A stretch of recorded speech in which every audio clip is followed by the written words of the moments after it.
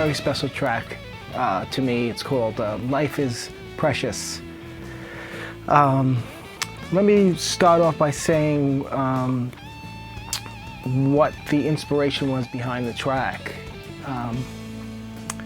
This was written for my dad, and so when he was in the hospital, there was a lot of procedures that had to go on to try and help him.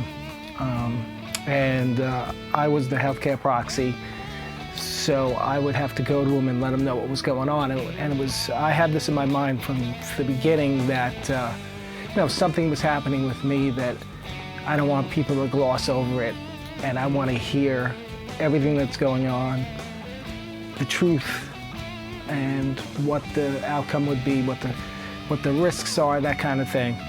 So I went to my dad with every procedure that was done, and there was a lot of them, and I would tell him what was going on, and I would say, it's up to you, what do you want to do?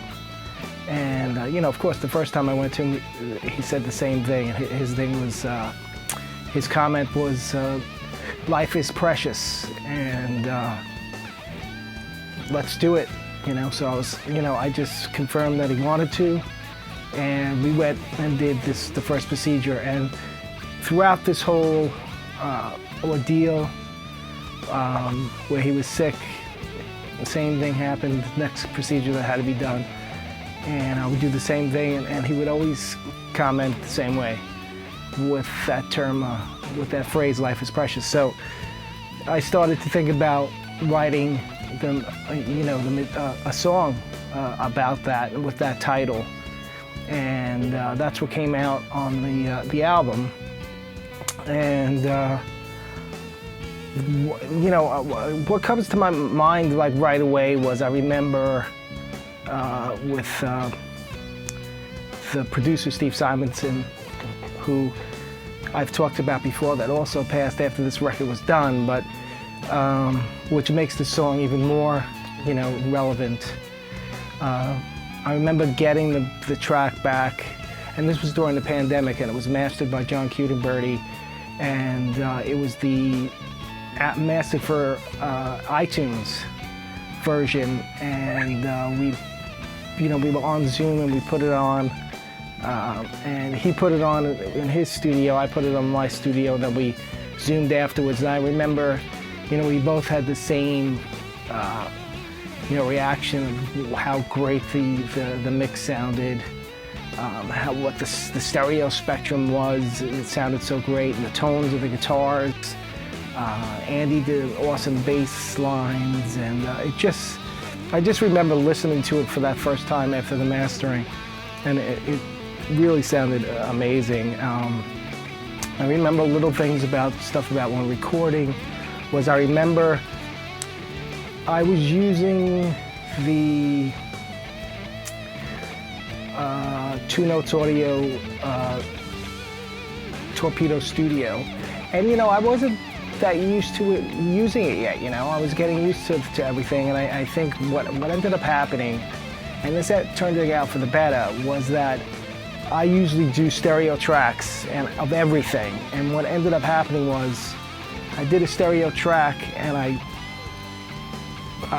when I recorded, but I left the Torpedo Studio spread in stereo while the mix in Pro Tools was up straight. So basically, when you put the tracks all the way left and all the way right, you really weren't getting it all the way panned to the left. So we had to take the two tracks of the acoustic guitar that I made and put it all to one track instead of spreading it out like I would normally do.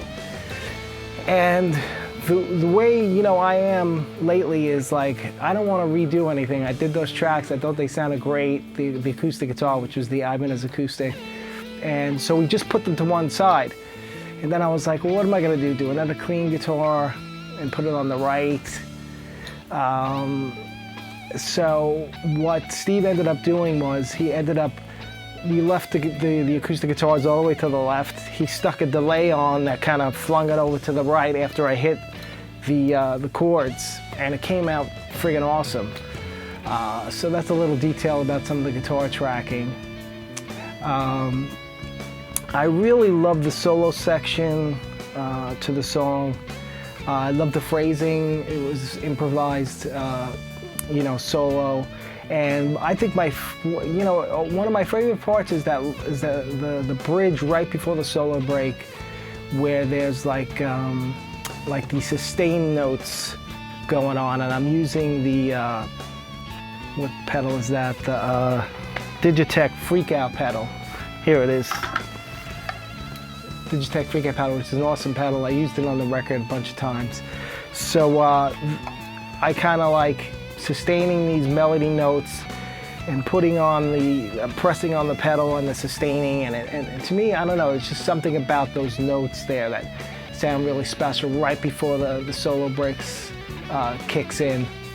And another cool part is the intros and the outros of the melody, and that was done on the Purple's LAC RGA with the 3 singles fitted with the DiMarzios.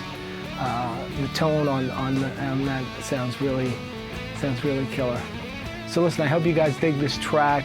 I've been loving doing these track by tracks. So please stay tuned to the website and social media for the next ones. And I appreciate the support. Independent artists these days, depend on the fans and stuff to keep us going. So please check out the merch on the site, buy the CDs, do the downloads. Thank you so much, and stay tuned for the next one. I'll see you soon. Thank you.